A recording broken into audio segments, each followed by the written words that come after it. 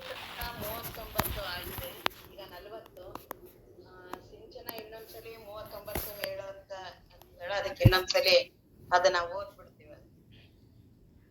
ಶ್ರೀ ಗುರು ವಚನವಾಗಳೆ ಮಾಳ್ಪರಚನೆ ನೋಡಲಾಗಿ ಮೂವಿಬಹುದು ಸಾಧಕರ ಪೋಗದಲ್ಲಿ. ಗುರುಗಳ ಉಪದೇಶ ಇರುತ್ತೆ. ಆ ಉಪದೇಶವನ್ನ ಆಲಿಸ್ಬೇಕಾದ್ರೆ 3 ರೀತಿಯ ಸಾಧಕರು ಇರ್ತಾರೆ. ಆ ಮೂರು ರೀತಿ ಸಾಧಕರು ಯಾರು ಅಂತ ನಮ್ಮನ್ನ ನಾವು ನೋಡ್ಕೋಬೇಕು. ಆ 3 ಜನ ಸಾಧಕರು ಎಲ್ಲೋ ಇರೋದಲ್ಲ, ನಾವೇ ಆ 3 ಜನ ಸಾಧಕರಲ್ಲಿ ಯಾರು. ಈಗ DVG ಅವರು, ಗುಂಡಪ್ಪ ಅವರು ದೊಡ್ಡ ಅನುಭಾವಿಗಳು. ಅವ್ರು ಅದನ್ನ ಹೇಳ್ತಾರೆ. ಅವರು ಪುಸ್ತಕದಿ ದೊರೆತರವು ಮಸ್ತಕದಿ ತಳೆದ ಮಣಿ, ಚಿತ್ತದೊಳು ಬೆಳೆದರಿವು ತರುತಳೆದ ಪುಷ್ಪ, ವಸ್ತು ಸಾಕ್ಷಾತ್ಕಾರ ಅಂತರೀಕ್ಷಣೆಯಿಂದ. ಅಂದ್ರೆ ಆ ಆತ್ಮಜ್ಞಾನವನ್ನ ನಾನು ಅನುಭವಿಸ್ಬೇಕು ಅಂದ್ರೆ ಅಂತರೀಕ್ಷಣೆ, ಆ ಸಂಶೋಧನೆ ನನ್ನೊಳಗಡೆ ಆಗ್ಲೇಬೇಕು. ನಾನು ಯಾವ ನಾನ್ ಸಾಧಕ ಅಂತ ಅಂತೀನಲ್ಲ, ನನ್ನ ಮನಸ್ಥಿತಿ ಯಾವ ರೀತಿ ಇದೆ, ಇದು ಅಂತರೀಕ್ಷಣೆಯಿಂದನೇ ಆತ್ಮಜ್ಞಾನ. ವಸ್ತು ಸಾಕ್ಷಾತ್ಕಾರ ಅಂತರೀಕ್ಷಣೆಯಿಂದ, ಶಾಸ್ತ್ರಿತನದಿಂದಲ್ಲ ಮಂಕುತಿಮ್ಮ. ಶಾಸ್ತ್ರಗಳು ಬೇಡ ಅಂತ ಅಲ್ಲ, ಶಾಸ್ತ್ರಗಳು ಅವುಗಳಿಗೆ ದಾರಿ. ಅವುಗಳೇ ಆ ಶಬ್ದ ಜಾಲದಲ್ಲಿ ಇರೋದಲ್ಲ. ಅವುಗಳು ಏನ್ ಹೇಳ್ತಾ ಇರೋದು, ಉದ್ದೇಶ ಏನಿದೆ ಅದ್ರ ಕಡೆ ಲಕ್ಷ್ಯ ಕೊಡ್ಬೇಕು. ಲಕ್ಷ್ಯಾರ್ಥ ಅಂತ ಇರುತ್ತಲ್ಲ, ಅದ್ರ ಕಡೆ ಹೆಚ್ಚು ಲಕ್ಷ್ಯ ಕೊಟ್ರೆ ನನ್ನ ದೇಹದ ಮನಸ್ಸಿನ ಏನು ನನಗೆಲ್ಲ ಏನ್ ಜೀವ ಅಂತ ಇದೀನೋ ಇದು ಆಗ ನನಗೆ ಗೊತ್ತಾಗತ್ತೆ ನಾನು ಎಷ್ಟಿದೀನಿ. ನಾನು ಅಂತರೀಕ್ಷಣೆ ಮಾಡ್ಲೇಬೇಕು. ದೇಹ ಭಾವ ನನಗೆ ಎಷ್ಟಿದೆ, ಮನಸ್ಸಿನಲ್ಲಿ ನಾನು ಎಷ್ಟಿದೀನಿ, ಅಹಂಕಾರ ನನ್ನನ್ನ ಎಷ್ಟು ಕಾಡ್ತಿದೆ, ಇವುಗಳ ನಾನು ಅಂತರೀಕ್ಷಣೆ ಮಾಡ್ಲೇಬೇಕು. ಬರೀ ಯಾವ್ದೋ ಪವಾಡದಿಂದ ಹಿಂಗ್ ಗುರುಗಳು ಮುಟ್ಟಿದ್ರು ನೋಡಿದ್ರು ಅವೆಲ್ಲವೂ ಸುಮ್ನೆ ಉತ್ಪ್ರೇಕ್ಷೆಗಳೆಲ್ಲ. ಈ ಅಂತರೀಕ್ಷಣೆ ನಡಿಲೇಬೇಕು. ಎಲ್ಲಾ ಮಹಾತ್ಮರು, ರಾಮಕೃಷ್ಣ ಪರಮಹಂಸರು ಹಿಂಗೆ ವಿವೇಕಾನಂದರನ್ನ ಮುಟ್ಟಿದ ತಕ್ಷಣ ಆಗ್ಲಿಲ್ಲ ಆತ್ಮಜ್ಞಾನ. ಅವರಿಗೆ ಬರೀ ಅದರ ತೋರ್ಸಿದ್ರು, ಅದರ ಏನೋ ಜಾಗೃತಿ ಮಾಡಿದ್ರು. ಮುಂದೆ ಅವರಿಗೆ ಯಾವಾಗ ದೇಹ ಬಿಡೋ ಟೈಮಲ್ಲಿ ಅವ್ರಿಗೆ ಆತ್ಮಜ್ಞಾನ ಆಗಿದ್ದು. ಅವರಿಗೆ ಅಲ್ಲಿವರೆಗೂ ಅವರೂ ತುಂಬಾ ಅಂತಾರ, ಒಳಗಡೆ ಎಲ್ಲ ತುಂಬಾ ಅವರಿಗೂ ಆಗತ್ತೆ ಎಲ್ಲ. ಆದ್ರೆ ಗುರುವಿನಲ್ಲಿ ಅತಿಯಾದ ಶ್ರದ್ಧೆ ಇದೆ. ವಿವೇಕಾನಂದರಿಗೆ ಇತ್ತು ಅತಿಯಾದ, ಅಂದ್ರೆ ಅವರಿಗೆ ಗುರುಗಳ ಬಿಟ್ಟು ಬೇರೆ ಏನೂ ಇಲ್ಲ. ಹಾಗಾಗಿ ಅಂತರೀಕ್ಷಣೆಯಿಂದನೇ ಆತ್ಮಜ್ಞಾನ ಆಗೋದು. ಅಂತರೀಕ್ಷಣೆ ಅತ್ಯಂತ ಶ್ರೇಷ್ಠ. ಆ ಅಂತರೀಕ್ಷಣೆ ಈ 3 ರೀತಿ ಹೇಳ್ತಾರೆ. ಯಾವ ರೀತಿ ಇರ್ತೀನಿ ನಾನ್ ಸಾಧಕ, ಯಾಕೆ ನನಗೆ ಅಂತರೀಕ್ಷಣೆ ಬರೋದಿಲ್ಲ. ನಾನು ಉಪ್ಪಿನೊಳು ಈ ನನಗೆ ಹೇಳಿದ ಬ್ರಹ್ಮಬೋಧೆ, ಕಾದ ಕಬ್ಬುನದ ಮೇಲೆರೆದ ನೀರಂತಹುದು ಬರಿದೆ. ನಾನು ಆವೇಶವಾಗಿ ಬರ್ತೀನಿ ಒಂದೊಂದ್ಸಲಿ, ಅದು ಆಗ ಗುರುಗಳ ಉಪದೇಶ ಏನ್ ಮಾಡಿದ್ರು ಒಳಗಡೆ ಹೋಗೋದೇ ಇಲ್ಲ. ಯಾಕೆಂದ್ರೆ ಪ್ರಾಪಂಚಿಕ ವಾಸನೆಗಳು ಅಷ್ಟಿರುತ್ತೆ ನಮಗೆ. ದೇಹದ ಮನಸ್ಸಿನ ಭ್ರಮೆಗಳು, ವ್ಯಕ್ತಿಯ ಭ್ರಮೆ, ಜೀವನ ಭ್ರಮೆ ಎಷ್ಟಿದೆ ಅಂದ್ರೆ, ಎಷ್ಟು ಮಹಾತ್ಮರುಗಳು ಬಂದೋದ್ರು, ಎಷ್ಟು ಉಪದೇಶಗಳು, ಒಂದು ಹೇಳಿಲ್ಲ ಅಂತ ಇಲ್ಲ. ಜಗತ್ತಿನಲ್ಲಿ ಎಲ್ಲಾ ರೀತಿಯ ಸಾಧಕರಿಗೆ ಎಲ್ಲಾ ರೀತಿಯ ಯಾವ ರೀತಿ ಅವರ ಭಾವನೆಗಳಿದೆ ಆ ರೀತಿಯಿಂದ ಎಲ್ಲರಿಗೂ ಬೋಧನೆಯನ್ನ ಮಾಡಿದ್ದಾರೆ. ಆದ್ರೆ ಯಾರಿಗೂ ಬೇಕಾಗಿಲ್ಲ. ಆ ರೀತಿ ಸಾಧಕರು ಆ ರೀತಿನೂ ಇರ್ತಾರೆ. ಆ ರೀತಿ ಮೊದಲು ಬಂದಾಗ ಗುರುಗಳ ಹತ್ರ ಅವ್ರಿಗೆ ಹೇಳಿದ್ ಏನೂ ಅರ್ಥ ಆಗೋದಿಲ್ಲ. ಯಾಕಂದ್ರೆ ಅದನ್ನ ಕೇಳಿಲ್ಲ, ಮಾಡಿಲ್ಲ. ಅದಕ್ಕೆ ತುಂಬಾ ದಿನ ಹಿಡಿಯುತ್ತೆ. ಏನಿದು ಬ್ರಹ್ಮಜ್ಞಾನ ಅಂದ್ರೆ ಏನು, ಹಾಗಂದ್ರೆ ಏನು, ದೇವ್ರಂದ್ರೆ ಏನು, ಇದೇನು ಅಂತಾನೆ ಆಗ್ಲೇ ಹೊರಗಿಂದ ಭ್ರಮೆ ತುಂಬಾ ಬೆಳೆಸ್ಕೊಂಡ್ಬಿಟ್ಟಿರ್ತೀನಿ. ದೇವ್ರಂದ್ರೆ ಬೇರೆ, ಹೆಂಡತಿ ಮಕ್ಕಳು ದೇಹ ನಾನು ಇವೆಲ್ಲವೂ ವಿಪರೀತ ಭಾವನೆ ಆಗಿದೆ. ಹಾಗಾಗಿ ನಮ್ಗೆ ಬಂದ ತಕ್ಷಣ ಆತ್ಮಜ್ಞಾನ ಗೊತ್ತಾಗೋದಿಲ್ಲ. ಯಾಕೆಂದ್ರೆ ಅವನು ಕನಿಷ್ಠ ಅಧಿಕಾರಿ ಅಂದ ತಕ್ಷಣ ತುಂಬಾ ಏನೋ ಇದಾನೆ ಅಂತ ಅಲ್ಲ, ಬಂದನಲ್ಲ ಅದೇ ದೊಡ್ಡ ಶ್ರೇಷ್ಠತೆ. ತಾನೇ ಗುರುಗಳು ಅದರೊಳಗೆ ಅಂತಃಕರಣದಲ್ಲಿ ಅವರೇ ಪ್ರವೇಶ ಮಾಡಿ ಅವರೇ ಅದಕ್ಕೆ ನಮ್ಗೆ ದಾರಿ ತೋರಿಸ್ತಾರೆ. ಆದ್ರೆ ನಮ್ಗೆ ಅದನ್ನ ಪಡಿಬೇಕು ಅನ್ನೋ ಒಂದು ಬಯಕೆ ಇರ್ಬೇಕು. ಅದನ್ನ ಪ್ರಾಮಾಣಿಕವಾಗಿ ಗುರುಗಳ ಹತ್ರ ನಾವು ಹೇಳ್ಬೇಕು. ಗುರುಗಳ ನನಗೇನು ಅರ್ಥ ಆಗೋದಿಲ್ಲ, ನೀವ್ ಹೇಳಿದ್ ನನ್ಗೇನು ಗೊತ್ತಾಗ್ತಿಲ್ಲ ಅನ್ನೋ ಆ ಪ್ರಾಮಾಣಿಕತನ ಇರುತ್ತಲ್ಲ, ಅದು ಆ ದಾರಿ ತೋರ್ಸುತ್ತೆ. ಬಂದು ಬರೀ ನನಗೆ ಅರ್ಥ ಆಗಿಲ್ಲ ಅಂತ ತಿರ್ಗಾ ವಾಪಸ್ ಹೋದ್ರೆ ಏನಿಲ್ಲ. ಎಲ್ಲಾರು ಹೇಗೆ ಜನನ ಮರಣಕ್ಕೆ ಏನ್ ದುಃಖಕ್ಕೊಳಗಾಗೈತಿ ಆ ರೀತಿ ನಾವು ಆಗ್ತೀವಿ. ಆದ್ರಿಂದ ಕನಿಷ್ಠ ಅಧಿಕಾರಿ ಅಂದ್ರೆ ಅಂತದೇನ್ ಇದಲ್ಲ. ಬಂದು ದಿನಾ ಪ್ರವಚನ ಕೇಳ್ತಾ ಗುರುವಿನಲ್ಲಿ ಬೇಡ್ಕೊಂಡು ಮಾಡಿ ನಾವು ಉತ್ತಮ ಅಧಿಕಾರಿ ಆಗ್ಬೋದು. ಅದನ್ನ ನಾವು ಅಂತರೀಕ್ಷಣ ಮಾಡ್ಬೇಕು.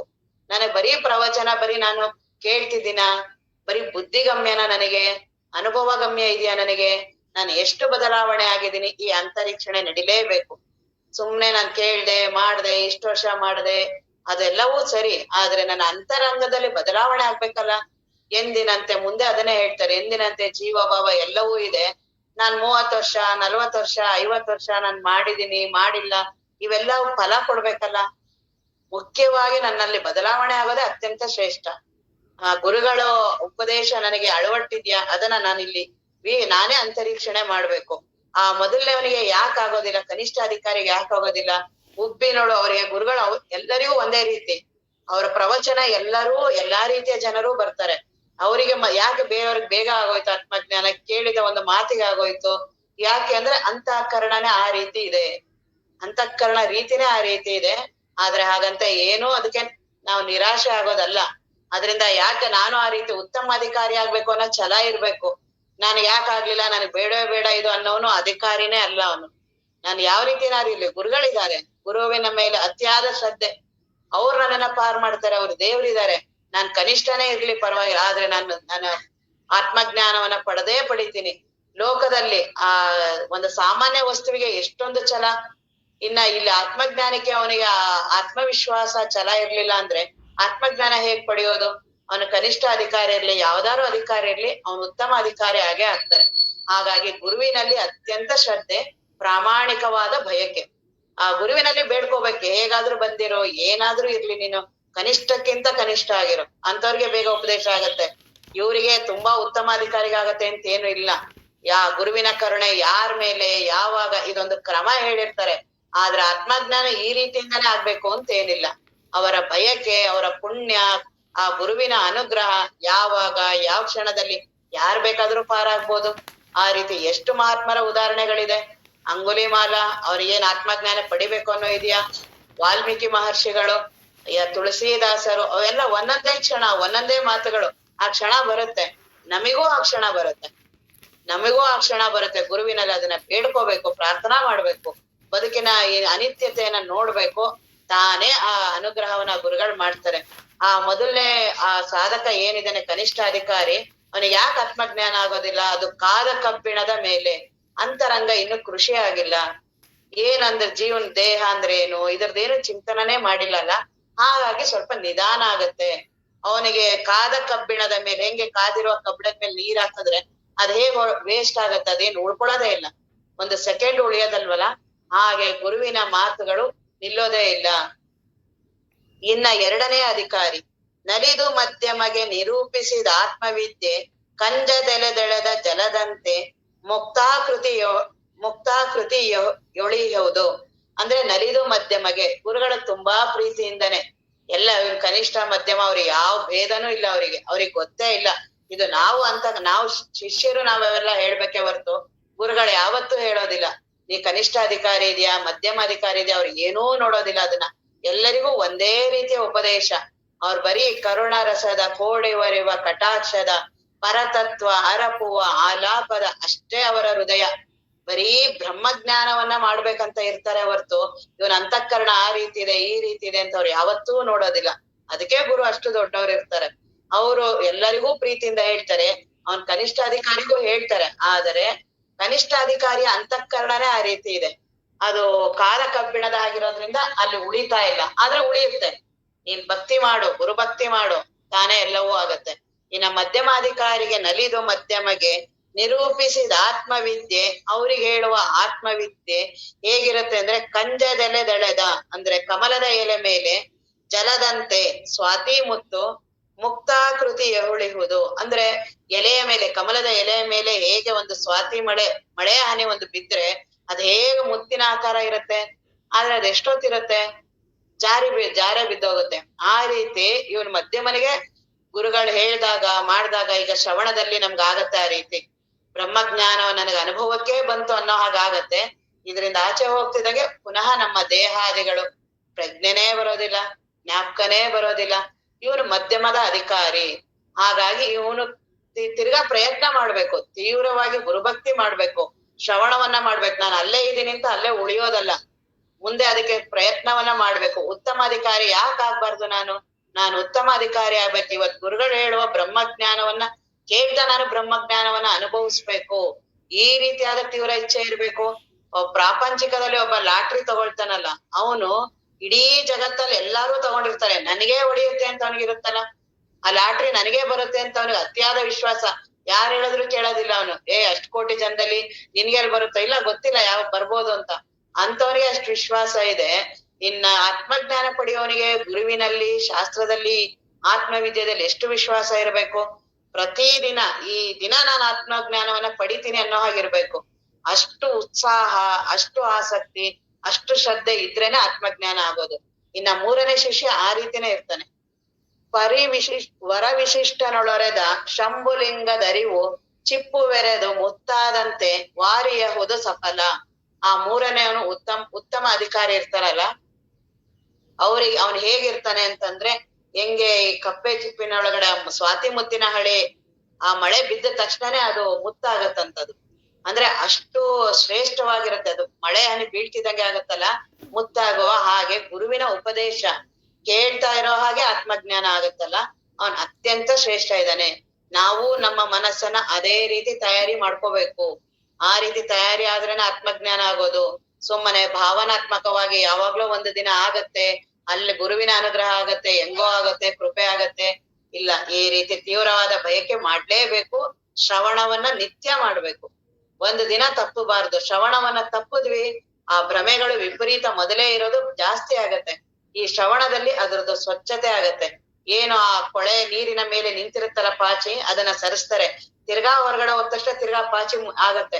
ಆದ್ರೂ ಪರವಾಗಿಲ್ಲ, ಶ್ರವಣವನ್ನ ಶ್ರದ್ಧೆಯಿಂದ, ಅತಿಯಾದ ಉತ್ಸಾಹದಿಂದ, ಹೆಂಗಿರ ಅಪ್ಪವರು ಭಗವತ್ ಚಿಂತನದಲ್ಲಿ ಹೇಳ್ತಾರೆ, ಹೇಗೆ ನಾನು ಆತ್ಮಜ್ಞಾನ ಪಡಿಬೇಕು ಅನ್ನುವ ಸಾಧಕನಿಗೆ ಆ ಮೂರು ವಿಷಯ ತುಂಬಾ ಇರ್ಬೇಕು.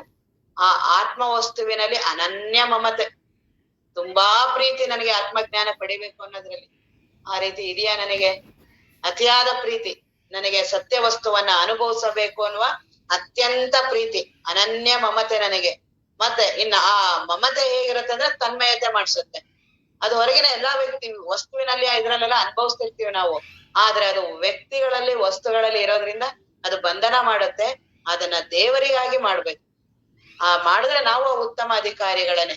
ಅತಿಯಾದ ಮಮತೆ, ಬ್ರಹ್ಮ ಜ್ಞಾನವನ್ನ ಕೇಳೋದ್ರ ಬಗ್ಗೆ ಅತಿಯಾದ ಮಮತೆ, ತನ್ಮಯತೆ. ತನ್ಮಯತೆ ಅಂದ್ರೆ ಏನೋ ಪ್ರಜ್ಞೆ ಇರಬಾರ್ದು.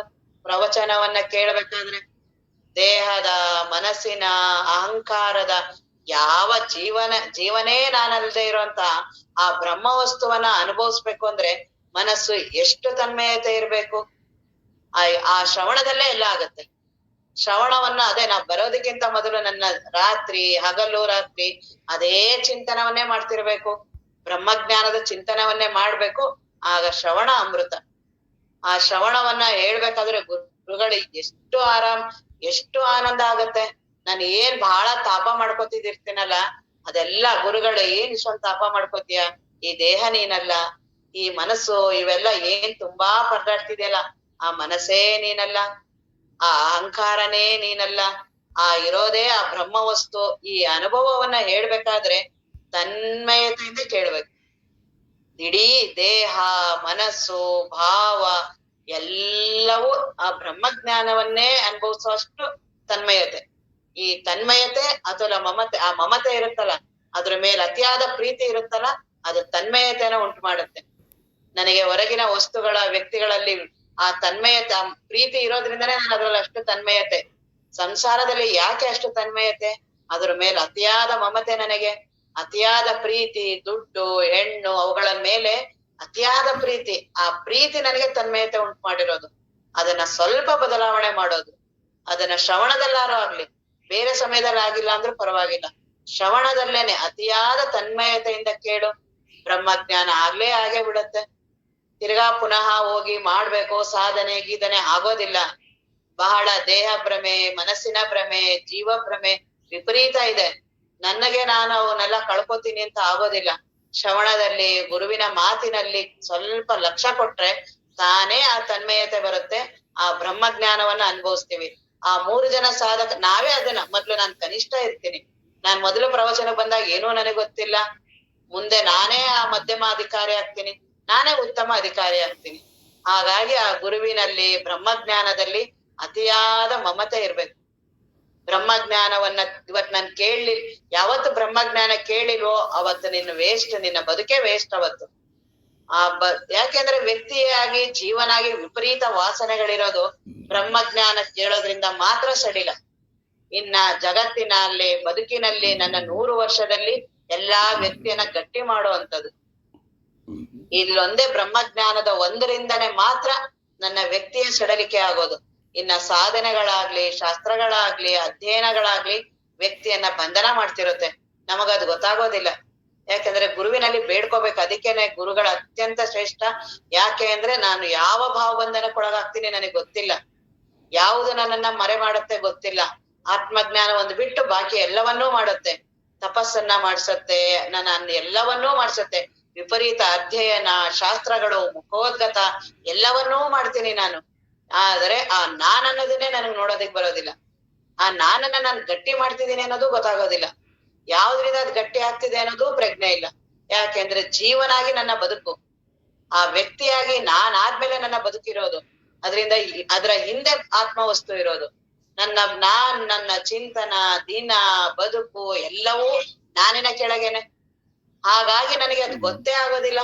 ನಾನು ಯಾವ ಭ್ರಮೆಗೆ ಒಳಗಾಗಿದ್ದೀನಿ, ಯಾಕೆ ನನಗೆ ಆತ್ಮಜ್ಞಾನ ಆಗ್ತಿಲ್ಲ, ನನಗೆ ಏನೂ ಪ್ರಜ್ಞೆ ಬರೋದಿಲ್ಲ. ಅದಕ್ಕೆ ಗುರುವಿನಲ್ಲಿ ಅದನ್ನ ಪ್ರತಿದಿನ ಅವರಲ್ಲಿ ಬೇಡ್ಕೋಬೇಕು. ನನಗೆ ಆತ್ಮಜ್ಞಾನ ಒಂದೇ ಬೇಕು. ನನಗೆ ವ್ಯಕ್ತಿಯ ಭ್ರಮೆ ನನಗೆ ಗೊತ್ತಾಗೋದಿಲ್ಲ. ನನಗೆ ಯಾವ ಭ್ರಮೆ ಯಾವಾಗ, ಯಾವ ಮಾಯೆ ಯಾವ ರೀತಿ ಬರುತ್ತೆ ಗೊತ್ತಿಲ್ಲ. ದೊಡ್ಡ ದೊಡ್ಡ ಮಹಾತ್ಮರು ಆತ್ಮಜ್ಞಾನ ಪಡೆಯೋದಕ್ಕೆ ಇನ್ನೊಂದ್ ಸ್ವಲ್ಪ ಇರುತ್ತೆ, ಕೆಳಗ್ ಬಂದ್ಬಿಡ್ತಾರೆ. ಒಂದೊಂದು ಸಣ್ಣ ಸಣ್ಣ ವಿಷಯಗಳೇ ನಮ್ಮನ್ನ ಕೆಡೋಗ್ಬಿಡುತ್ತೆ. ಇನ್ನ ವಿಪರೀತ ವಾಸನೆಗಳಲ್ಲಿ, ಸಾಂಸಾರಿಕದಲ್ಲಿ ಇರೋಂಥವ್ರು ನಾವು ಎಷ್ಟು ಗುರುವಿನಲ್ಲಿ ನಾವು ಶರಣಾಗತಿ ಆಗಬೇಕು. ಪರಮಾತಾನೆಂಬುದ ನರಿಯಬೇಕು, ಅದ ನರಿಯಬೇಕಾದರೆ ಗುರು ಬೇಕು. ಗುರು ದೊರೆಯಲಾತನ. ಗುರುಗಳು ಸಿಕ್ಕಿದ್ದಾರೆ. ನಾವೆಲ್ಲಾ ಗುರುಗಳ ಬಗ್ಗೆನೂ ಮಾತಾಡ್ತೀವಿ. ಆ ಗುರುಗಳಂಗೆ, ಈ ಗುರುಗಳಂಗೆ, ಅವ್ರಂಗೆ. ಅವರಿಂದ ನಾನು ಅನುಗ್ರಹ ಎಷ್ಟು ಪಡೆದೆ, ಅವರಿಗೆ ನಾನು ಎಷ್ಟು ಸರೆಂಡರ್ ಆದ್ರೆ, ಅವ್ರು ಯಾರ ಗುರುಗಳಾರೋ ಇರ್ಲಿ, ಅವ್ರ ಹತ್ರ ನಾನು ಪ್ರಾಮಾಣಿಕವಾಗಿ ಹೋಗಿ ಬೇಡ್ಕೊಂಡಿದ್ದೀನ. ನನ್ನ ಬರೀ ಪ್ರಾಪಂಚಿಕ ವಿಷಯ ಕೇಳ್ಬೇಕು. ಯಾಕೆಂದ್ರೆ ನನ್ನ ಮನಸ್ಸಿರೋದೇ ಅದ್ರದ್ದು. ಅದ್ರದ್ದೆಲ್ಲ ಸಮಸ್ಯೆಗಳಿದ್ದಾಗ ನನಗೆ ದೇವರ ಅನುಭವ ಬರೋದಿಲ್ಲ. ಆದ್ರೆ ಗುರುಗಳು ಅವುಗಳನ್ನ ಸರಿ ಮಾಡ್ತಾರೆ. ಆ ಸರಿ ಮಾಡಿದ ತಕ್ಷಣ ಬ್ರಹ್ಮಜ್ಞಾನ ಪಡೆಯಕ್ ಹೋಗ್ಬೇಕು. ಪುನಃ ವಾಪಸ್ ಅದ್ರಲ್ಲೇ ತನ್ಮಯ ಆಗ್ತೀನಿ. ನನಗೆ ಅದನ್ನೆಲ್ಲಾ ಸರಿ ಮಾಡಿದ್ದು ಪ್ರಾಪಂಚಿಕ ವಿಷಯಗಳನ್ನ ಬ್ರಹ್ಮಜ್ಞಾನ ಪಡೆಯೋದಿಕ್ಕೆ. ಆಯುಷ್ಯ ಯಾವಾಗ ಯಾರ ಕೈಯಲ್ಲೂ ಇಲ್ಲ, ಯಾವಾಗ ಬೇಕಾದ್ರೂ ಹೋಗ್ಬೋದು. ಪರಮಾತಾನೆಂಬುದ ಅರಿಯಲೇಬೇಕು. ಅದಕ್ಕೇನೂ ಕಾಂಪ್ರಮೈಸ್ ಇಲ್ಲ. ನಿನ್ನ ಯಾವ ಶ್ರದ್ಧೆ ಭಾವನೆಗಳು ಇವೇನು ನಿನ್ನನ್ನ ಕಾಪಾಡೋದಿಲ್ಲ. ನಾನು ಅಷ್ಟು ವರ್ಷ ಕೇಳಿದ್ದೀನಿ, ಇಷ್ಟು ವರ್ಷ ದೇಹದ ಒಂದೇ ಒಂದು ಸಣ್ಣ ದುಃಖನೂ ಪಾರ್ ಮಾಡೋದಿಲ್ಲ. ಮಾನಸಿಕ ದುಃಖಗಳು ವಿಪರೀತ, ಘನತರ ಕರ್ಮಗಳ ಕಾಲಾಟ ಯಾವುದು ಹೋಗೋದಿಲ್ಲ. ಓದಂಗ್ ಅನ್ಸಿರತ್ತೆ. ಬ್ರಹ್ಮಜ್ಞಾನ ಪಡೆದ್ರೆ ಮಾತ್ರ ನನಗೆ ಆರಾಮಾಗೋದು. ಅಲ್ಲಿಯವರೆಗೆ ನೀನ್ ಸುಮ್ನೆ ಯಾವ್ದೋ ಒಂದ್ ಭ್ರಮೇಲಿ ಇರ್ತೀಯ ಅಷ್ಟೇ. ನಾನು ಹಿಂಗ್ ಮಾಡ್ತಾ ಇದ್ದೀನಿ, ಹಂಗಾಗ್ಬೋದು, ಹಿಂಗ್ ಮಾಡ್ತಾ ಇದ್ದೀನಿ, ಹಿಂಗಾಗ್ಬೋದು. ವಯಸ್ಸಾಗ್ತಾ ಇರ್ಬೇಕಾದ್ರೆ ಗೊತ್ತಾಗ್ತಾ ಹೋಗುತ್ತೆ. ದೇಹ ದುಃಖ ಕೊಡೋದಕ್ಕೆ ಪ್ರಾರಂಭ ಆದಾಗ ಗೊತ್ತಾಗತ್ತೆ. ಮಾನಸಿಕ ಅವ್ರಂದಿದ್ದು ಇವ್ರಂದಿದ್ದು ಅವರೆಲ್ಲರೂ ಮನೆಯಲ್ಲಿ ಯಾರಿಗೋಸ್ಕರ ನನ್ನ ಬದುಕನ್ನ ನಾನು 70 ವರ್ಷ 80 ವರ್ಷ ಅವರಿಗಾಗಿ ನಾನು ಇಟ್ಟಿರ್ತೀನಲ್ಲ, ಅವರೆಲ್ಲರೂ ತಿರಸ್ಕಾರ ಮಾಡ್ತಾರೆ.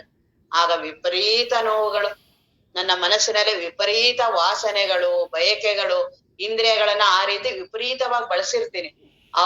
ಆಗ ವಯಸ್ಸಾದಾಗ ಇಂದ್ರಿಯಗಳು ಬಳಸಕ್ಕಾಗೋದಿಲ್ಲ. ಆದರೆ ಮನಸ್ಸಿನಲ್ಲಿ ವಾಸನೆಗಳು ತಾಂಡವಾಡ್ತಿರ್ತವೆ, ವಿಪರೀತ ಆಡ್ತಿರ್ತವೆ. ಅದಕ್ಕೆ ಏನೂ ಅನುಕೂಲ ಸಿಗೋದಿಲ್ಲ. ವಿಪರೀತ ದುಃಖಿ ಆಗ್ತೀನಿ. ಅದಕ್ಕೆ ಯಾವಾಗ್ಲೂ ಇದನ್ನ ಬ್ರಹ್ಮಜ್ಞಾನ ಒಂದ್ರಿಂದ ಮಾತ್ರ ನೀನ್ ಆರಾಮಾಗೋದು. ಅದು ಒಳ್ಳೆ ಅವಕಾಶ ಇದೆ. ಗುರುಗಳಿದ್ದಾರೆ, ಶ್ರವಣ ಸಿಕ್ಕಿದೆ, ಇಂಥ ಮಹಾತ್ಮರ ಗ್ರಂಥಗಳಿದೆ. ಅವುಗಳನ್ನ ಬೇಡ್ಕೋಬೇಕು. ಆ ಮಹಾತ್ಮರನ್ನ, ನಿಜಗುಣರ ನಿನ್ಗೆ ಯಾರ ಮೇಲೆ ಶ್ರದ್ಧೆ ಇದೆಯೋ ಅವ್ರನ್ನ ಬೇಡ್ಕೊ. ನಿಜಗುಣರ ಮೇಲೆ ಗ್ರಂಥ ಅವ್ರ ಮೇಲೆ ಇದೆಯಾ, ಶ್ರದ್ಧೆಯಿಂದ ಬೇಡ್ಕೊ. ಆತ್ಮಜ್ಞಾನವನ್ನ ಪಡಿಬೇಕು. ನಾನು ದಾರಿ ತಪ್ಪಬಾರ್ದು. ನನಗೆ ಎಲ್ಲೆಲ್ಲೋ ವಿಷಯ ವಾಸನೆಗಳು, ಈ ಅಹಂಕಾರಗಳು ಇವೆಲ್ಲವೂ ನನ್ನನ್ನ ದಾರಿ ತಪ್ಸುತ್ತೆ. ನೀವೇ ನನ್ನನ್ನ ಪಾರ್ ಮಾಡ್ಬೇಕು. ಬೇಡ್ಕೊಳ್ಳಿ, ಅವರೇ ಮಾರ್ಗದರ್ಶನ ಮಾಡ್ತಾರೆ. ನನ್ನ ಮನಸ್ಸೇ ನನಗೆ ಎಲ್ಲವೂ ಆತಂಕ. ಎಲ್ಲಾ ಗುರುಗಳು ಎಲ್ಲರೂ ತಯಾರಿದ್ದಾರೆ ನಮ್ಮನ್ನ ಬ್ರಹ್ಮಜ್ಞಾನಿ ಮಾಡೋದಿಕ್ಕೆ. ಆ ಬ್ರಹ್ಮವಸ್ತು ತಾನೇ ಮೈ ತೆರೆದು ನಿಂತಿದೆ. ಅದು ನಾನು ಅದಕ್ಕೆ ತಯಾರಾಗಬೇಕಷ್ಟೇನೆ. ತಯಾರಾಗೋದಂದ್ರೆ ಏನು ಅಲ್ಲ, ಅದರ ಬಯಕೆ. ಆ ಬಯಕೆ ಎಲ್ಲವನ್ನೂ ಉಂಟು ಮಾಡತ್ತೆ. ಅನನ್ಯ ಮಮತೆ, ಮಮತೆ ಬಂತು ಅಂದ್ರೆ ತನ್ಮಯತೆ. ಅವೆರಡರಿಂದ ನಮ್ಗೆ ಆತ್ಮಜ್ಞಾನ. ಆದ್ರಿಂದ ಈ ಮೂರು ಸಾಧಕರು ಈ ರೀತಿ ಇರ್ತಾರೆ. ಅದ್ರಲ್ಲಿ ನಾವ್ಯಾರು ಅಂತ ನಾವು ಪರೀಕ್ಷೆ ಮಾಡ್ಲೇಬೇಕು. ಸುಮ್ನೆ ಮೇಲ್ಮೇಲೆ ಬುದ್ಧಿಯ ಇದ್ರದ್ದು ಆ ಚಾಣಾಕ್ಷತನದಿಂದ ಅವೆಲ್ಲವನ್ನೂ ಮುಖೋದ್ಘಾತ ಮಾಡಿ ಹೇಳ್ಬೋದು. ನಾನ್ ಹೇಗಿದ್ದೀನಿ ಅದ್ರಲ್ಲಿ, ಆ ಮೂರಲ್ಲಿ ನಾನ್ಯಾರು, ಕನಿಷ್ಠ ಅಧಿಕಾರಿನ, ಮಧ್ಯಮಾಧಿಕಾರಿನ, ಉತ್ತಮಾಧಿಕಾರಿನ ನಾನು ನೋಡ್ಕೋಬೇಕಲ್ಲ, ಅಂತರೀಕ್ಷಣ ಮಾಡ್ಬೇಕಲ್ಲ. ಆ ರೀತಿ ಅಂತರೀಕ್ಷಣ ಮಾಡೋದ್ರಿಂದನೇ ನನಗೆ ಆತ್ಮಜ್ಞಾನ ಆಗೋದು. ನಾನ್ ಎಲ್ಲಿದ್ದೀನಿ, ಏನ್ ಮಾಡ್ತಾ ಇದ್ದೀನಿ, ಏನೂ ಪ್ರಜ್ಞೆ ಇಲ್ಲದೆ ನಾನು ಏನೂ ವಿಚಾರ ಮಾಡದೆ ಆತ್ಮಜ್ಞಾನ ಹೇಗಾಗುತ್ತೆ? ಮಹಾತ್ಮರ ಬಗ್ಗೆ ಗೊತ್ತಾಗದಾದ್ರೂ ಹೇಗ್ ಗೊತ್ತಾಗತ್ತೆ ನನಗೆ? ಆ ಮಹಾತ್ಮರ ಹತ್ರ ಹೋಗ್ಬೇಕು ಅಂತ ಯಾಕೆ ಅನ್ಸುತ್ತೆ ನನಗೆ?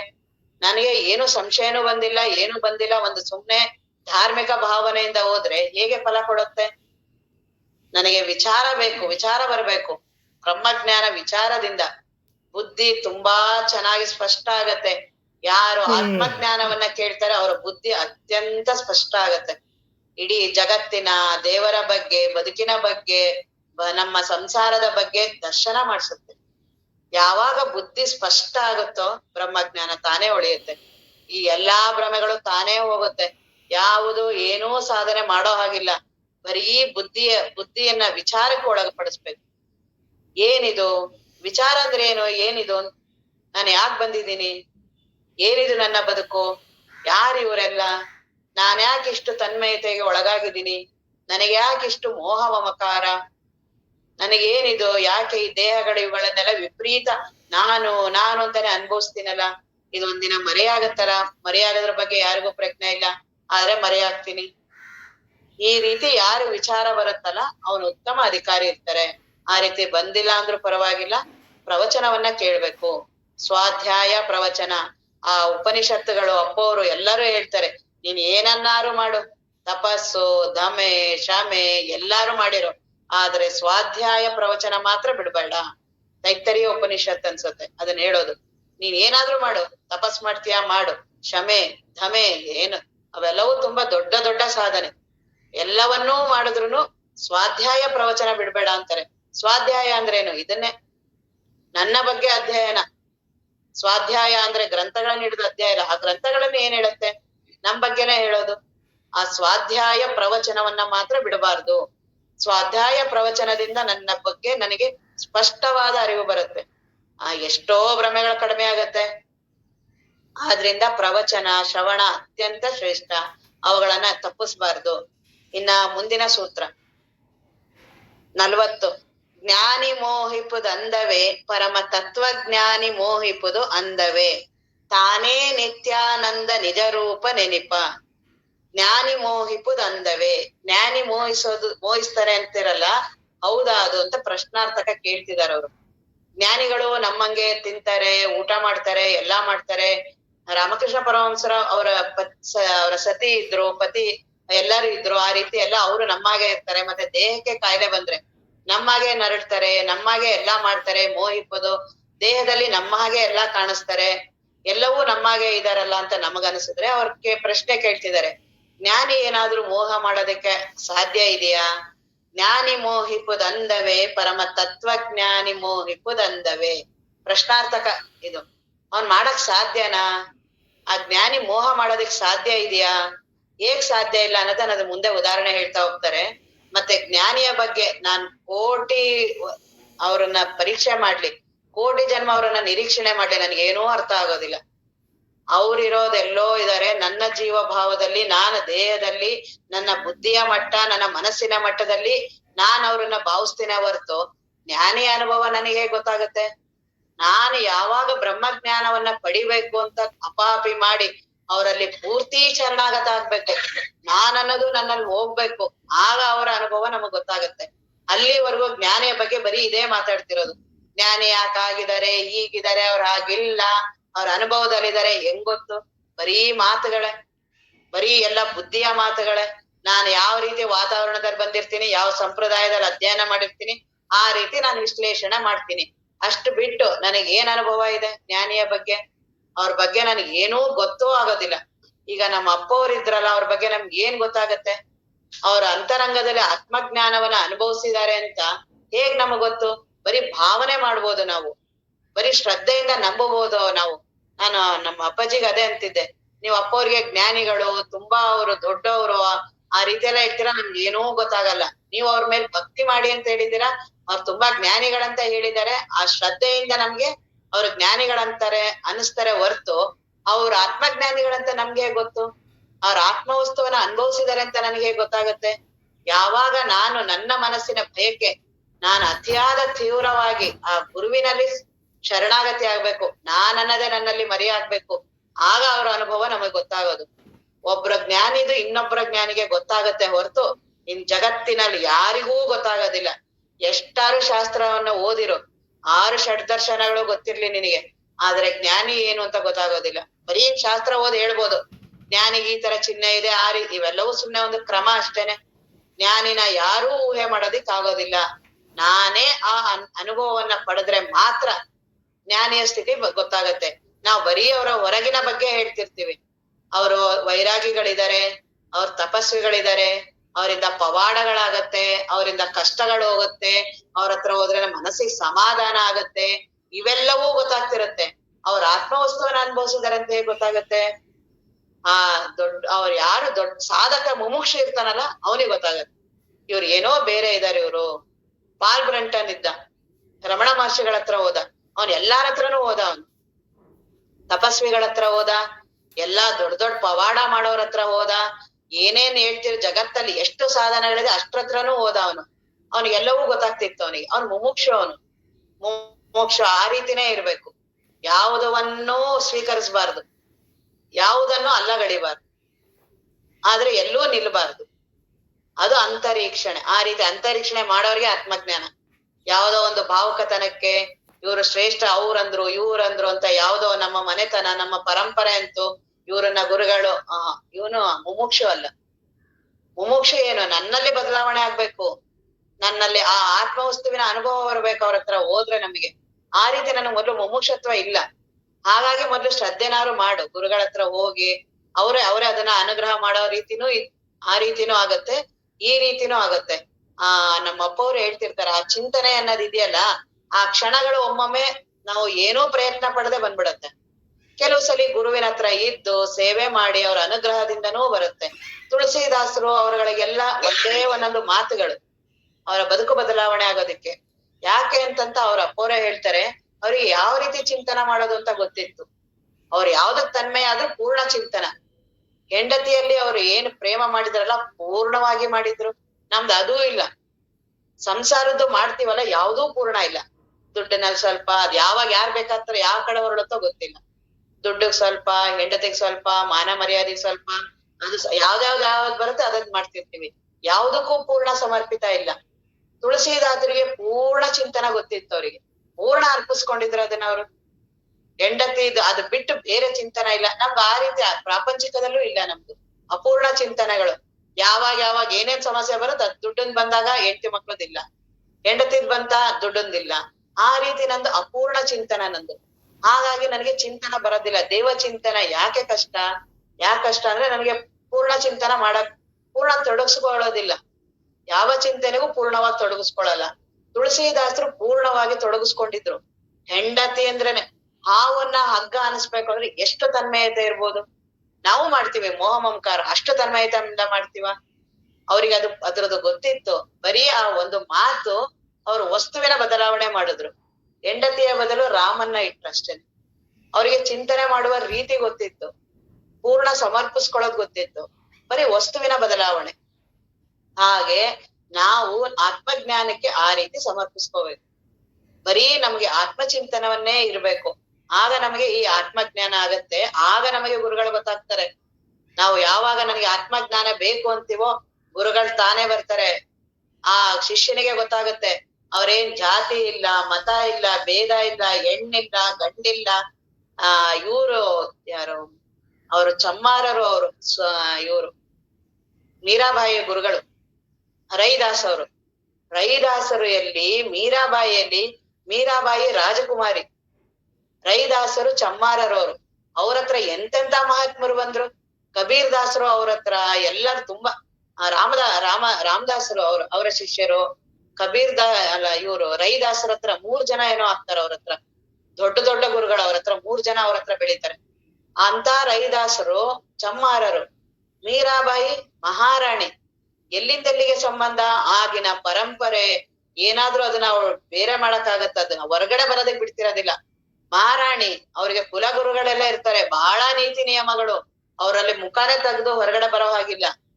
ಅಂತ ಮೀರಾಬಾಯಿ ಭಕ್ತಿಯ ಪರವಶತೆ. ಅವ್ರು ಯಾರ ಮಾತು ಕೇಳೋದಿಲ್ಲ. ಅರಮನೆ ಬಿಡ್ತೀನಿ ಅಂತಾರೆ, ನನಗ್ ಬೇಡ ಇವೆಲ್ಲವೂ ಅಂತಾರೆ. ಅವ್ರ ಮಹಾರಾಜನ್ಗೆ ಅವಳ ಮೇಲೆ ಅತಿಯಾದ ಪ್ರೀತಿ, ಅಲ್ಲೇ ಒಂದ್ ದೇವಸ್ಥಾನ ಕಟ್ಟಿಸ್ತೀನಿ ಅಂತಾರೆ. ನಿನಗೋಸ್ಕರ ಅಲ್ಲಿ ದೇವಸ್ಥಾನ ಕಟ್ಟಿಸ್ತೀನಿ ನಾನು, ನೀನ್ ಹೊರಗಡೆ ಹೋಗಿ ಅಲ್ಲೆಲ್ಲ ಪೂಜೆ ಮಾಡೋದೆಲ್ಲ ಜನಗಳೆಲ್ಲ ಇದ್ ಮಾಡ್ತಾರೆ. ಯಾಕಂದ್ರೆ ಅವಳ ಭಜನೆಯಲ್ಲಿ ಮೈ ಮರ್ತೋಗಿರ್ತಾಳೆ, ಅವಳಿಗೆ ದೇಹ ಭಾವನೆ ಇರೋದಿಲ್ಲ. ಇವ್ರಿಗೆಲ್ಲ ಅನ್ಸುತ್ತೆ ಮೈ ಮರ್ತ್ ಕುಣಿತಾರೆ, ಅವಮಾನ ಇವ್ರಿಗೆ, ಇದು ಲೋಕದ ಜನಗರಿಗೆ. ಅವಳಿಗೆ ಅದೇನೂ ಪ್ರಜ್ಞೆ ಇಲ್ಲ, ಕೃಷ್ಣನ ಬಿಟ್ಟು ಜಗತ್ತೇ ಗೊತ್ತಿಲ್ಲ. ಬಾಲ್ಯದಿಂದಲೇ ಅವ್ರು ಇರೋದೇ ಆಗ್ಬಿಟ್ಟಿರ್ತಾರ, ಅವ್ರ ಅದನ್ನ ಅವ್ರಿಗೆ ಕೃಷ್ಣನ ಬಿಟ್ಟು ಬೇರೆ ಗೊತ್ತೇ ಇಲ್ಲ. ಹಾಗಾಗಿ ಅವ್ನು ಇಲ್ಲ, ಅರಮನೆ ಒಳಗಡೆ ಒಂದ್ ದೇವಸ್ಥಾನ ಕಟ್ತೀನಿ, ನೀನ್ ಇಲ್ಲಿ ಬಿಟ್ಟು ಹೊರಗಡೆ ಪೂಜೆಗೆ ಹೋಗ್ಬೇಡ ಅಂತ. ಆ ದೇವಸ್ಥಾನ ಕಟ್ತಾರಲ್ಲ, ಅದ್ರದ್ದು ಉದ್ಘಾಟನೆಗೆ ನಮ್ ಗುರುಗಳೇ ಬರ್ಬೇಕು ಅಂತ, ರೈದಾಸರೇ ಬರ್ಬೇಕು ಅಂತ. ಅವರ ಕುಲಗುರುಗಳು, ಅವರ ಅತ್ತೆ, ಅವರೆಲ್ಲ ಬಹಳ ವಿರೋಧ, ತುಂಬಾ ಹಿಂಸೆ ಕೊಡ್ತಾರೆ, ವಿಷವನ್ನು ಕೊಡ್ತಾರೆ ಸಹ. ಆದ್ರೆ ಅವ್ರು ಏನ್ ಬದಲಾವಣೆ ಆಗೋದಿಲ್ಲ. ಅವ್ರು ಗುರುಗಳಂದ್ರೆ ಗುರುಗಳೇ, ಹಂಗ ಅವರೇ ಬರ್ಬೇಕಂತ. ಆ ಕೊನೆಗೆ ರಾಜ ಅವಳ ಮೇಲಿನ ಪ್ರೀತಿನ ಅವ್ರನ್ನ ಕರೆಸ್ತಾರೆ, ರೈದಾಸರನ್ನೇ ಕರೆಸ್ತಾರೆ ಅವ್ರನ್ನ. ಅಲ್ಲ, ಆ ರೀತಿ ಶಿಷ್ಯನಿಗೆ ಗೊತ್ತಾಗತ್ತೆ ಗುರು. ಇನ್ ಬಾಕಿ ನಾವೇನ್ ಮಾತಾಡ್ತೀವಲ್ಲ ಬರೀ ಹೊರಗಿನ ಮಾತುಗಳು. ಹಾಗಾಗಿ ನಾನು ಮೊದಲು ಶಿಷ್ಯನಾಗ್ಬೇಕು, ಮೊದಲು ನಾನು ಮುಮುಕ್ಷು ಆಗ್ಬೇಕು. ಆಗ ಜ್ಞಾನಿಗಳ ಬಗ್ಗೆ ನಾವ್ ಮಾತಾಡೋದಕ್ ಗೊತ್ತಾಗತ್ತೆ. ನಮ್ಮ ಅಪ್ಪವ್ರ ಬಗ್ಗೆನೇ ಅದೇ, ನಮ್ಗೆ ಏನ್ ಗೊತ್ತಾಗತ್ತೆ, ಅವರ ಅಂತಿಮ ಅಭಿವಾದನ ಪತ್ರ ಇದೆಯಲ್ಲ, ಅದರ ಒಂದೊಂದು ವಾಕ್ಯನೇ ನಾವು ಮನನ ಮಾಡಿದ್ರೆ ಆತ್ಮಜ್ಞಾನಿಗಳಾಗ್ತೀವಿ. ಏನು ಸುಂದರವಾಗಿ ಅಪ್ಪವ್ರದದು. ನಾವ್ ಅವ್ರ ರೀತಿ ಇದಾರೆ ಅಂತ ನಮ್ಗೆ ಎಲ್ಲಿ ಗೊತ್ತಿತ್ತದು? ನಮ್ಗೆ ಅಪ್ಪವ್ರ ಬಗ್ಗೆ ನಮ್ಗೆ ಆ ರೀತಿ ಗೊತ್ತೇ ಇಲ್ಲ. ಅವ್ರ ಒಂದೊಂದು ವಾಕ್ಯ ಹೆಂಗಿದೆ, ಅದು ಜ್ಞಾನಿಗಳು ಹೇಗಿರ್ತಾರೆ ಅಂತ. ಬದುಕು ಅನುಭವಗಳ ಪ್ರವಾಹ, ಮೊದಲನೇ ವಾಕ್ಯನೇ ಅಪ್ಪವ್ರದು. ನಮಗ ಅದರದ ದರ್ಶನನೇ ಗೊತ್ತಿಲ್ಲ. ಬದುಕು ಅನುಭವಗಳ ಪ್ರವಾಹ. ನಾನ್ ಏನ್ ಹುಟ್ಟಿದೀನಿ ಅಲ್ಲಿಂದ ಹಿಡಿದು ಇಲ್ಲಿವರೆಗೂ ನನ್ನ ಬದುಕು ಬರೀ ಅನುಭವಗಳು, ಮನಸ್ಸಿನ ಅನುಭವಗಳೇ. ಸುಖ ದುಃಖ, ಅದು ಇದು ಎಲ್ಲಾ ರೀತಿಯ ಅನುಭವಗಳು. ಬದುಕು ಅನ್ನೋದೇ ಅನುಭವಗಳ ಪ್ರವಾಹ. ಮುಂದೆ ತಿರ್ಗಾ ಹೇಳ್ತಾರೆ, ಅದರ ಸಿರಿವಂತಿಕೆಯು ವಿಶ್ವಚಿಂತನೆ ಹಾಗೂ ಸತ್ಯ ಶೋಧನೆಗಳಿಂದ. ನಮ್ಗೆ ಯಾವಾಗ ಉಳಿದಿದೆ ಈ ರೀತಿ? ಜ್ಞಾನಿ ನಮ್ ಅಪ್ಪವ್ರು ನಮ್ಗೆ ಗೊತ್ತಾಗತ್ತೆ ಅವರ ಬದುಕು ಇದು. ಅವ್ರು ಈ ರೀತಿ ಬದುಕ್ತಿದ್ರು. ಅವ್ರಿಗೆ ಅವರ ಪೂರ್ತಿ ಮನಸ್ಸು ದೇಹಗಳು ಏನಿದೆ, ಅದು ಯಾವಾಗ ಆ ಮನಸ್ಸಿನ ಅನುಭವಗಳು ಅದೇ ಶ್ರೇಷ್ಠ ಆಗತ್ತೆ ಅಂದ್ರೆ ವಿಶ್ವಚಿಂತನೆಯಿಂದ. ಇದೆ ವಿಶ್ವಚಿಂತನ ಅಂದ್ರೆ ಆತ್ಮಚಿಂತನ. ಏನಿದು ವಿಶ್ವ ಅಂದ್ರೆ? ದೇವ್ರಂದ್ರೆ ಏನು? ಇದರಿಂದ ಅದ್ರದ್ದು ಸೊಬಗು ಯಾವ್ದಕ್ಕೆ? ಆ ಮನಸ್ಸಿಗೆ, ಆ ಬದುಕಿಗೆ ಅದರಿಂದ ಸೌಂದರ್ಯ. ಅದನ್ನ ಅವ್ರು ಹೇಳ್ತಾರೆ, ಅದರ ಸಿರಿವಂತಿಕೆಯು ವಿಶ್ವಚಿಂತನೆ ಹಾಗೂ ಸತ್ಯ ಶೋಧನೆ. ಇದೇ ಸತ್ಯ ಶೋಧನೆ. ನಾನ್ ಯಾರು, ನಾನ್ ಯಾವ್ದು ಅಂತ ಮಾಡ್ತೀನಲ್ಲ, ಅದರಿಂದನೇ ಆ ಮನಸ್ಸು ಉನ್ನತ ಮಟ್ಟ. ಅದರಿಂದ ಆ ಮನಸ್ಸಿಗೆ ಶೋಭೆ ಬರೋದು. ಈ ಕೆಳಗಡೆವರೆಗೂ ಮಾತೇ ಆಡಿಲ್ಲ ಅದು. ಅಪ್ಪೋರ್ದ ಅನುಭವಗಳು ಈ ರೀತಿ ಇತ್ತು ಅವ್ರದ್ದು. ಅವರ ಬದುಕು ಈ ರೀತಿನೇ ಇತ್ತು, ಸತ್ಯ ಶೋಧನೆಗಳಿಂದ. ಮುಂದೆ ಹೇಳ್ತಾರೆ ಅದನ್ನ, ಅದರ ಸೌಂದರ್ಯವು ರಾಗ ದ್ವೇಷರಹಿತವಾದ ಹಾಗೂ ಅಸೀಮಿತವಾದ ಸದ್ಭಾವದಿಂದ. ಏನು ನನ್ನ ಮನಸ್ಸಿದೆಯಲ್ಲ, ಅದು ಅನುಭವಗಳ ಪ್ರವಾಹ. ಆ ಮನಸ್ಸು ಯಾವ ರೀತಿ ಇರ್ಬೇಕು ಅಂದ್ರೆ, ಬರೀ ವಿಶ್ವಚಿಂತನ ಮಾಡ್ಬೇಕು, ಸತ್ಯ ಶೋಧನೆಗೆ ತೊಡಗ್ಬೇಕು. ಆಗ ಆ ಮನಸ್ಸಿನಲ್ಲಿ ಈ ರಾಗದ್ವೇಷಗಳೇ ಸುಳಿಯೋದಿಲ್ಲ. ರಾಗದ್ವೇಷಗಳು ಸಣ್ಣ ಮನಸ್ಸಿಗೆ. ಲೌಕಿಕ ಮನಸ್ಸು ಎಷ್ಟು ಕೆಳಗಿದೆ ನಮ್ಮ ಮನಸ್ಸು. ಅಪ್ಪೋರ್ ಮನಸ್ಸು ಯಾವ ರೀತಿ ಇತ್ತು, ನಮ್ಗೆ ಹೇಗ್ ಊಹೆ ಮಾಡಕ್ಕಾಗತ್ತೆ? ಅದನ್ನ ಮಾಡಿದ್ರು ಬರೀ ಒಂದೆರಡು ಕ್ಷಣ ಗೊತ್ತಾಗ್ಬೋದು, ನಮ್ಗೆ ಬರುತ್ತೆ. ನಮಗೆ ಅವರ ಅನುಭವ ಹೇಗ್ ಗೊತ್ತಾಗತ್ತೆ? ಇನ್ನ ಅವ್ರು ಮೋಹ ಮಾಡ್ತಾರೆ, ಅವ್ರ ಮನಸ್ಸೇ ಎಷ್ಟು ಎತ್ತರದಲ್ಲಿದೆ, ಅವ್ರದ್ದು ಇದು ಎಲ್ಲಿ ಅವ್ರಿಗೆ ಅಳವಡುತ್ತೆ? ಜ್ಞಾನಿ ಮೋಹಿಪುದಂದವೇ ಎಷ್ಟು ಕೆಳಗಿದೆ, ನಾನ್ ಎಷ್ಟು ಕೆಳಗಿದ್ದೀನಿ, ಅವ್ರು ಎಷ್ಟು ಮೇಲಿದ್ದಾರೆ. ಅವರ ಮನಸ್ಸು, ಅವ್ರ ಬದುಕು ಎಷ್ಟಿದೆ. ಅವ್ರು ಅದನ್ನ ಹೇಳ್ತಾರೆ, ಅದರ ಸೌಂದರ್ಯ. ಯಾವಾಗ ನಾನು ಸತ್ಯ ಶೋಧನೆಗೆ, ವಿಶ್ವಚಿಂತನೆಗೆ ನನ್ನ ಮನಸ್ಸನ್ನ ಬಳಸ್ತೀನಲ್ಲ, ಆಗ ಆ ಮನಸ್ಸು ಸೌಂದರ್ಯ ಹೊಂದುತ್ತಂತೆ. ನಮ್ಮ ಅಪ್ಪವ್ರ ಮಾತುಗಳದು. ಸೌಂದರ್ಯ ಹೊಂದುತ್ತೆ, ಮತ್ತೆ ರಾಗದ್ವೇಷ ರಹಿತ. ರಾಗದ್ವೇಷನೇ ಬರೋದಿಲ್ಲ. ರಾಗದ್ವೇಷ ಇಲ್ಲಿ ಕೆಳಗಡೆ ಇರುವ ಮನಸ್ಸಿಗೆ, ಸಂಕುಚಿತ ಮನಸ್ಸಿಗೆ. ಮತ್ತು ಅಸೀಮಿತವಾದ ಸದ್ಭಾವ ಬರುತ್ತೆ. ಸೀಮೆನೇ ಇರೋದಿಲ್ಲ, ಎಲ್ಲಾದ್ರ ಬಗ್ಗೆನೂ ಸದ್ಭಾವ. ಯಾವಾಗ? ವಿಶ್ವಚಿಂತನೆಯಿಂದ, ಆತ್ಮಜ್ಞಾನ, ಈ ಸತ್ಯ ಸಾಕ್ಷಾತ್ಕಾರದ ಶೋಧನೆಯಿಂದ. ಈ ರೀತಿಯ ಮಹಾತ್ಮರು ಅವರು. ಮುಂದೆ ಹೇಳ್ತಾರೆ, ಅದನ್ನು ಸುಭಗ ಹಾಗೂ ಸಮೃದ್ಧಗೊಳಿಸುವುದೇ ಸಾಧನೆ. ನಮ್ಮ ಸಾಧನೆ ಅಂದ್ರೆ ಏನ್ ಹಾಗಾದ್ರೆ? ನಮ್ಮ ಮನಸ್ಸನ್ನ ದೇಹವನ್ನ ಸತ್ಯ ಶೋಧನೆಗಿಡೋದು, ಅದರ ಚಿಂತನೆಯಲ್ಲೇ ಬಿಡೋದು. ಆಗ ಅದು ಸುಭಗ ಬಹಳ ಸುಂದರವಾಗತ್ತೆ, ಮತ್ತೆ ಸಮೃದ್ಧ ಆಗತ್ತೆ. ಯಾವಾಗ? ಆತ್ಮಶೋಧನೆಯಿಂದ. ಆ ರೀತಿ ಇರ್ಬೇಕು ನೋಡಿ ನಾವು ಮುಮುಕ್ಷು. ಯಾಕೆ ಆತ್ಮಜ್ಞಾನ? ಈ ರೀತಿ ಗುರುಗಳಿರ್ತಾರೆ, ಅವ್ರ ಅನುಭವ ಈ ರೀತಿ ಇರುತ್ತೆ. ಅಪ್ಪ ಅವ್ರು ಎಲ್ಲೂ ಶಾಸ್ತ್ರ ಶಬ್ದ ಬಳಸಿಲ್ಲ, ಎಷ್ಟು ಸುಲಭವಾಗಿ ಹೇಳ್ತಿದಾರೆ ಮಹಾತ್ಮರಾದ್ರೆ ಹೇಗಿರ್ತಾರೆ ಅಂತ. ಅವರೇ ಬದುಕಿದ್ದು, ಅವ್ರದೇ ಇದು, ಅವರೇ ಹೀಗಿದ್ದಿದ್ದು, ನಾವು ಹಾಗೆ ಆಗೋದು. ಮುಂದೆ ಹೇಳ್ತಾರೆ, ಅಂತ ಜೀವನದ ಉಪಯುಕ್ತವಾದ ಅನುಭವಗಳನ್ನು ಆಸಕ್ತರೊಂದಿಗೆ ಹಂಚಿಕೊಳ್ಳುವುದೇ ಧರ್ಮ. ಈಗ ನಾನು ಆ ಸತ್ಯ ಶೋಧನೆ ವಿಶ್ವಚಿಂತನೆಗೆ ನನ್ನ ಮನಸ್ಸನ್ನ ತೊಡಗಿಸಿದ್ದೀನಲ್ಲ, ಆಗ ಏನೇ ನನ್ನ ಅನುಭವಗಳು ಬರುತ್ತಲ್ಲ, ಅದರ ಆಸಕ್ತಿ ಇರೋರ್ ಜೊತೆ ಅದನ್ನ ಹಂಚ್ಕೊಳ್ಳೋದು, ಅದೇ ಸತ್ಸಂಗ. ಆ ರೀತಿಯಾಗೆ ಮಾಡೋದು ಅದೇ ಧರ್ಮ, ಅದೇ ಒಳ್ಳೇದು, ಅದೇ ಧರ್ಮ. ಮತ್ತು ಅದು ಸ್ವಪರ ನೆಮ್ಮದಿಗೆ ಕಾರಣ. ನನಗೂ ಅದರಿಂದ ಆರಾಮಾಗತ್ತೆ, ಎದುರುಗಡೆ ಇರೋರಿಗೂ ಆರಾಮಾಗತ್ತೆ. ಸತ್ಯ ಶೋಧನದ ಚಿಂತನೆಗಳು ಅವನ್ನೆಲ್ಲ ಸತ್ಸಂಗ ಅಂದ್ರೆ ಅದೇನೆ. ಅದರದ ಚಿಂತನೆಯಿಂದ ಆ ಬದುಕು ಸಮೃದ್ಧ, ಮನಸ್ಸೂ ಸಮೃದ್ಧ, ಎಲ್ಲವೂ ಸಮೃದ್ಧ, ಎಲ್ಲವೂ ಪವಿತ್ರ ಆಗತ್ತೆ. ಅದನ್ನ ಅವ್ರು ಹೇಳ್ತಿದ್ದಾರೆ. ನನ್ನದು ಅಪೋರ್ದು, ನನ್ನದು ಆವೇಗವಿಲ್ಲದ ಸಾವಧಾನದ ಸಾಮಾನ್ಯ ಬದುಕು. ಆವೇಗ, ಏನಕ್ಕೆ ಆವೇಗ ಪಡೋದು? ಎಲ್ಲಿ ಕೆಳಗಿನ ಮನಸ್ಸಿರುತ್ತಲ್ಲ ಅಲ್ಲಿ ರಾಗ, ದ್ವೇಷ, ವೇಗ, ಅವೇಗ, ರಜೋಗುಣ, ತಮೋಗುಣ ಎಲ್ಲ ಇರೋದಿ ಕೆಳಗಡೆಯವರಿಗೆ. ಅವರಿದನ್ನೆಲ್ಲವನ್ನು ಮೀರಿ ನಿಂತಿರುವಂತ ಆತ್ಮ ವಸ್ತುವಿನಲ್ಲಿ ಯಾವ ವೇಗ? ಯಾವ್ದಕ್ಕಾಗಿ ವೇಗವಾಗಿ ಹೋಗ್ಬೇಕು? ಮನಸ್ಸು ಯಾವ್ದಕ್ ಪರದಾಡ್ಬೇಕು? ಅವ್ರು ಏನು ಮನಸ್ಸೇ ಪ್ರಶಾಂತವಾಗಿ ದೇವನೇ ನೆನೆಸಿದಾನೆ, ಅಲ್ಲಿ ಇನ್ಯಾವ ವೇಗ? ಆ ಮನಸ್ಸು ಅವ್ರದ್ದು ಅಪ್ಪೋರ್ದು ಇದ್ದಿದ್ದು. ನನ್ನದು ಆ ವೇಗವಿಲ್ಲದ ಸಾವಧಾನದ ಸಾಮಾನ್ಯ ಬದುಕು. ಈ ಸಾಮಾನ್ಯ ಬದುಕು ಇದೆಯಲ್ಲ, ಅದ್ ಮಹಾತ್ಮರಿಗೆ, ಅದು ನಮ್ಮ ಅಪ್ಪವ್ರಿಗೆ ಮಾತ್ರ. ಇನ್ನು ಅದು ಅವ್ರು ಅದನ್ನ ಹೇಳಕ್ಕೂ ನಮ್ಗ ಆಗೋದಿಲ್ಲ. ಸಾಮಾನ್ಯ ಬದುಕು ಅಂತ ದೇವನೇ ಇದ್ದಾನೆ ಅಂತಂದಾಗ ಇನ್ಯಾವ್ದರ ಬಯಕೆ? ಸಾಮಾನ್ಯ ಬದುಕು. ಅದನ್ನು ರೂಪಿಸಿದವರು ಗುರುದೇವರು. ಆ ರೀತಿ ಈ ರೀತಿ ಎಲ್ಲ ನನ್ ಬದುಕಾಯ್ತಲ್ಲ, ಅದನ್ನ ರೂಪಿಸಿದವರು ಗುರುಗಳು, ಅವರ ಗುರುಗಳು. ಅದನ್ನು ಅದುಳಿಸಿದವರು ನಾಡಿನ ಪೂಜ್ಯರು. ಅದನ್ನ ಚೆನ್ನಾಗಿ ಅದನ್ನ ತಯಾರಿ ಎಲ್ಲ ಮಾಡಿ, ಎಲ್ಲಾ ಬೇರೆ ಮಹಾತ್ಮರು ಎಲ್ಲರೂ ಬರ್ತಾರೆ ನಮ್ಮ ಬದುಕಿನಲ್ಲಿ. ಒಬ್ರೇ ನಮ್ಮ ಗುರುಗಳಲ್ಲ, ಬೇರೆ ಬೇರೆ ರೀತಿಯ ಮಹಾತ್ಮರುಗಳು, ಸಾಧಕರು ಎಲ್ಲಾ ನಮ್ಮ ಬದುಕಿನಲ್ಲಿ ಬರ್ತಾರಲ್ಲ, ಅವ್ರು ಅದನ್ನ ಇನ್ನೂ ನನ್ನನ್ನ ಗಟ್ಟಿ ಮಾಡಿದ್ರು. ಅದನ್ನ ಹಿತೈಷಿಗಳು, ನಮ್ಮ ಜೊತೆ ಯಾರು ನಮ್ಮ ಬಗ್ಗೆ ಒಳ್ಳೇದನ್ನ ಬಾಯಿಸ್ತಿರ್ತಾರಲ್ಲ, ಅವರೂ ಸಹ ಸಹೃದಯರು, ಒಳ್ಳೆಯ ಹೃದಯವಂತರು, ಸಾಧಕರು, ಇವರೆಲ್ಲರೂ ನಮ್ಮ ಅಪ್ಪವ್ರ ಹತ್ರ ಹೋದವ್ರು. ಎಲ್ಲಾ ರೀತಿಯ ಸಾಧಕರು ಹೋದ್ರು, ಒಳ್ಳೆಯ ಮನಸ್ಸಿನವ್ರು ಹೋದ್ರು, ಶ್ರೀ ಸಾಮಾನ್ಯರು ಹೋದ್ರು, ಹಿತೈಷಿಗಳು ಹೋದ್ರು, ಎಲ್ಲಾ ಪೂಜ್ಯರುಗಳು ಅವ್ರ ಹತ್ರ ಹೋದ್ರು. ಅವರೆಲ್ಲರಿಂದನೂ ನಾನು ಇನ್ನೂ ಅದುಳಿಸಿದರು, ಅದನ್ನೆಲ್ಲ ಇನ್ನೂ ತುಂಬಾ ಹದ ಮಾಡಿದ್ರು ಅಂತ. ಅಪ್ಪೋರು ಎಷ್ಟು ದೊಡ್ಡವ್ರು ಇರ್ತಾರೆ. ಆ ರೀತಿ ಮಹಾತ್ಮರನ್ನ ನಾವ್ ಹೇಗ್ ಗೊತ್ತಾಗತ್ತೆ ನಮಗೆ? ಅವ್ರ ಬಗ್ಗೆ ನಾವ್ ಹೇಗ್ ಊಹೆನಾರು ಮಾಡಕ್ಕಾಗತ್ತೆ? ಮುಂದೆ ಅವರೇ ಹೇಳ್ತಾರೆ, ನಿಸರ್ಗವು ಮನಸ್ಸುಗಳಿಗೆ ತಂಪನ್ನಿತ್ತಿದೆ.